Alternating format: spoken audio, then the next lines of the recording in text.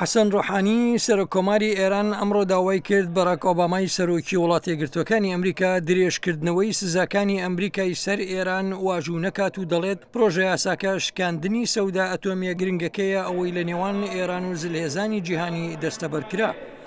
مسببه اخیر کنگره آمریکا حەسەن ڕۆحانی دەڵێت ئێمە بڕوامان وایە کە بڕیارەکەی ئەم دوایی کۆنگرسی ئەمریکا لەگەڵ سەودا ئەتۆمیەکەی نێوان تاران و زلهێزانی جیهان یەک ناگرێتەوە و پێشێلکردنی ئەو سەودایەشە. هەر بۆیە دەبێت سەرۆکی وڵاتە یەکگرتووەکانی ئەمریکا دەسەڵاتی خۆی بۆ ڕێگرتن لە پەسەندکردنی ئەو بڕیاری کۆنگرسی ئەمریکا بەکاربێنێت بە تایبەتیش جێبەجێکردنی ئەو مەسەلەیە. ناوبراو دەژڵێت تەنانەت ئەگەر سەرۆکی ئەمریکا بڕیارەکەی کۆنگرس مۆر بکات ئێمە ئەوە بە دژ بە بەڵێنەکانی ئەمریکا دابوونی لە قەڵەم دەدەین.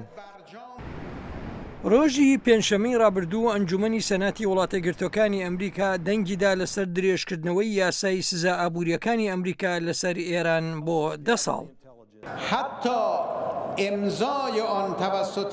ئەمڕۆ حەسەن ڕۆحانی لە وتەکەیدا بۆ پەرلەمانی ئێران گوتی دەبێت سەرۆک ئۆباما بڕیارەکەی کۆنگرس بۆ ئەو مەبەستە درێژ نەکاتەوە. هاوکات سەرۆکی ئێرانی پەیمانیدا کە ئێران کاردانەوەی دەستبەجێی دەبێت ئەگەر گەمارۆکانی سەر ئێران درێژ بکرێتەوە.